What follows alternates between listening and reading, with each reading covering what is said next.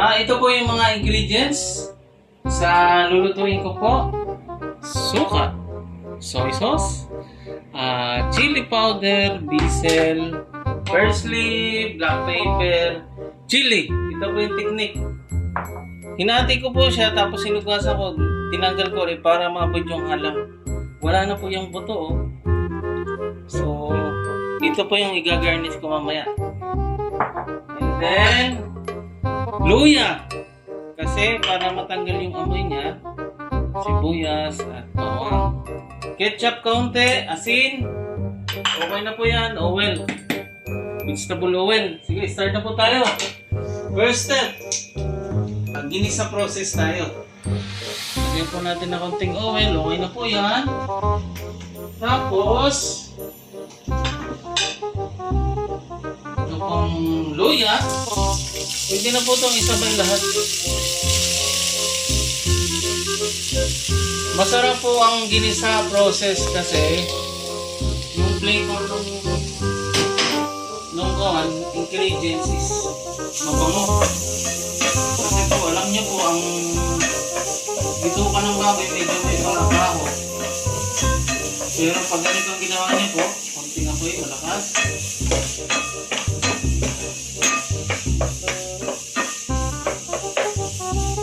Pulayin lang po natin ng konti. Pwede na isabay din yung kuwan. Kasi igigisa naman po, hindi na po natin lagay ito. Op.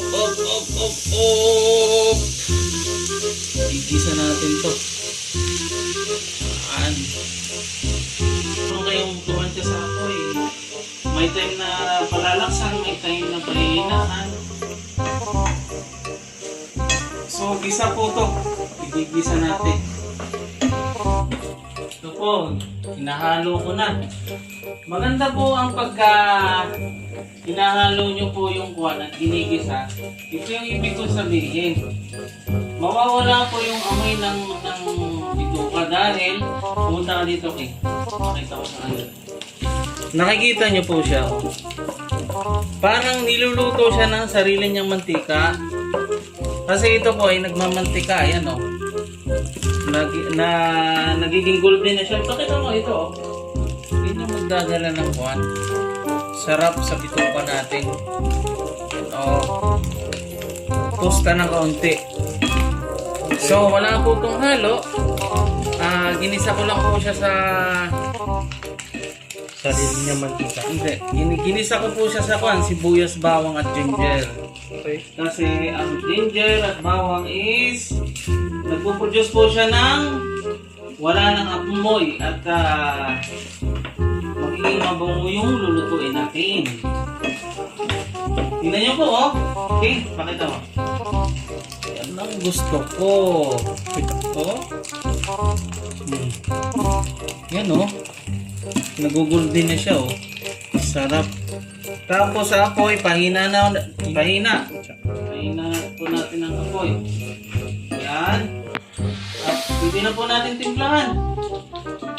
Paipakita mo yung mga ingredients na kukunin mo tapos lang. Ulit.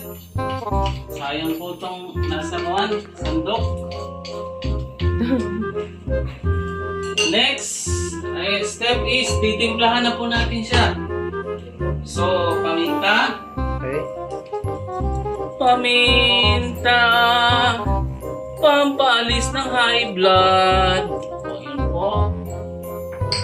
Basil. Additional flavor. Gamot po ito.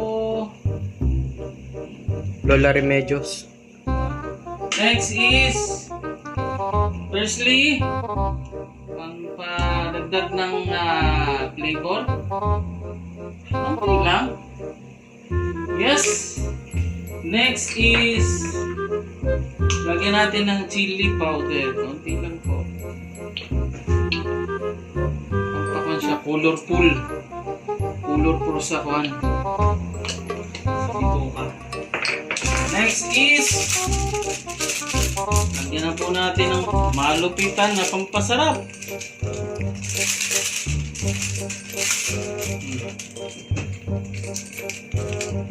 Yan po ang sikreto ko. Magic sarap. Pampasarap. Lagyan po natin ng kaunti. Dagdagan na lang po natin ulit pag kulang. Sa pagluluto is lagi niyong tatandaan na dahan-dahan lang po paglagay ng ingredients para matandaan niyo po. In the end of the cooking process, pag kulang pa po siya, hindi madadagdagan niyo kung anong kulang. Next, ito po yung pampakulay. Pampasarap. Lagyan po natin. Oh. Ayan. Lagyan po natin natin. Then, suka. Anong purpose ng suka? Pampasim. Pampaasim at pampatanggal ng lansa. Ganun ba yun? Oo. Oops. Oops, Manoy.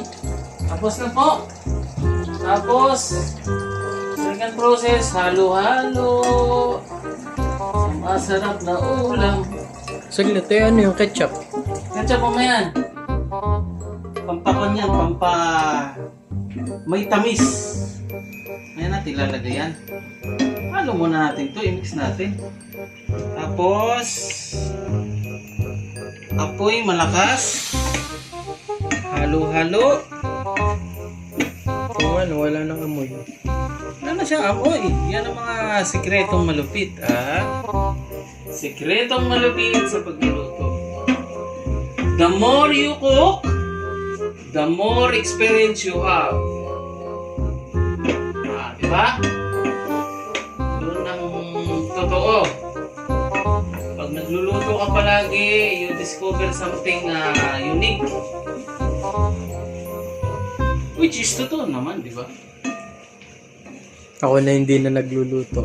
Nagluluto si King pero ang niluluto niya po Minsan lang. is pang-diet. Paminsan lang. Paminsan-minsan? Minsan lang ako nagluluto. Yung iba, hindi ko pa alam. So ano lang, ang bango. Hi! Ang bango! Sarap! Uy! Tingnan mo, King. Tingnan mo yung ilalim mo. Oh, wow. Hindi na eh. Ayan, nakita mo, gaano ka kakulay. Wow, masarap to sa kanin.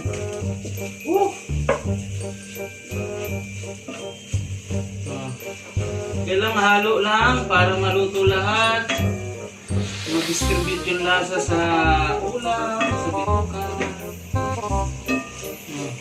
Tingnan mo na, namula na siya. Tapos lalagyan natin ng ketchup. Tapos ang garnish is matikman nga natin. Titikman ko na ang masarap na ulam. Yan.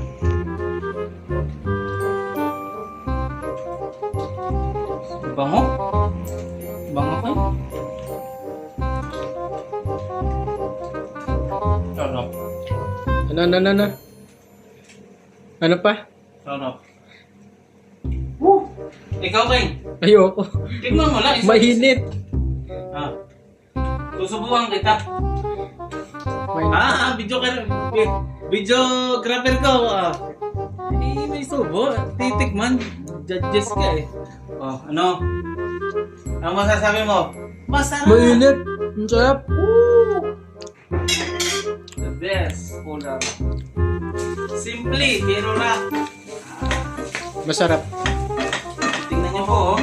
Tapos lalagyan natin ng kaunting ketchup kulay. May kaunting tamis-tamis. Diba okay na, diba? Sarap na siya. Oh, sarap. Kung makakatikim lang kayo, ma-appreciate niyo yung luto ko. Simple lang yung ano. Simple lang to ha. Nakita niyo kung paano ko ginawa. Tingnan niyo po, oh. Nag-golden na yung kanya. King, itawan ko. The best ever. Oy! Magkawan tayo. Kailangan ko lagyan ng thumbnail.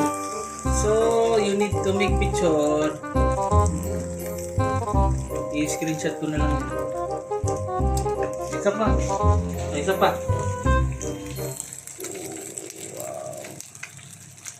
Okay namang sarap. Sarap, halo-halo. Tingnan nyo, oh. Tingnan mo kayo, oh.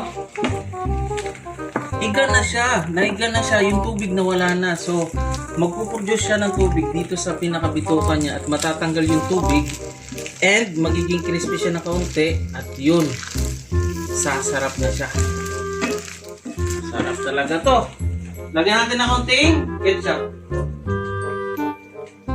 Para Anong ketchup yan? UFC? banana ketchup, UFC.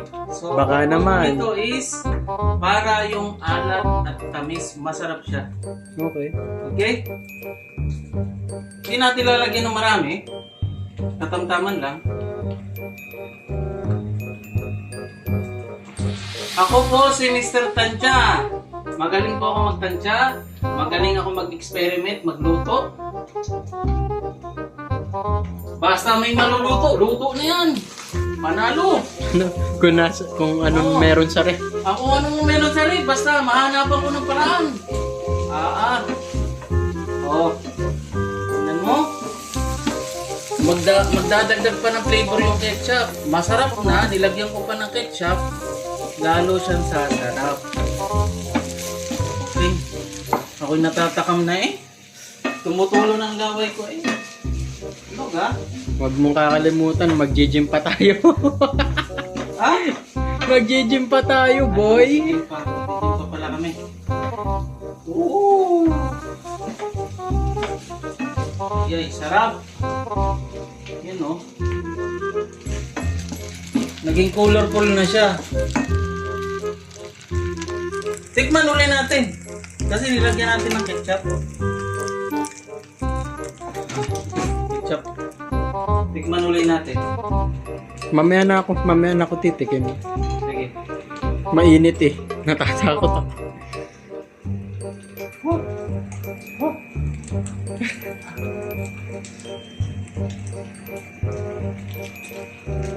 Ipakita mo yung like mo. Itaas-taas mo. Yun. Sarap. Promise, ang sarap. Ano ang tawag dyan pa? Sa lutong yan? Ito po ay ginisang bituka. May own version. Naku, sobrang sarap. Masarap siya sa kanin. Kasi iga po siya. Tapos nga pala, nalimutan ko, bago ko po siya niluto is pinakuluan ko po siya ng kalahating oras para lumambot yung bituka. Tapos tinatad ko, yun, ready na, gisa na. Yung malambot na. Ito po yung sinasabi ko. Ito po, ang teknik ko po dito para hindi maging kahit marami po siyang sili, ang ginawa ko po, hinati ko po siya. Tapos, hinugasan ko siya, piniga ko siya, hinayaan ko matanggal yung mga buto. Kasi yun na nagpo-cause ng halang. Pero once na natanggal ko ng buto dito, may halang siya pero kaunti na lang. Para makakain ng lahat. Kasi dito sa bahay, sina Mrs. tsaka dun sa anak kong babae, si King, hindi kumakain ng mahalang. So, done na po. At ito po yung gagarnish natin. Gaano kalupit. Kalupit. Hindi po yung mahalang. Masarap po siya na may halang-halang na konti, maalat na matamis. Pag kinumbine nyo po yung 3 ingredients, yun nyo po ma-appreciate yung lasa ng ulam. Halang, balance na lasa at matamis-tamis na kaunti. Pag kinumbine yung tatlo, naku, mapaparami ang kain. Boy. Okay, maraming salamat sa pagbibideo. Sige At, lang.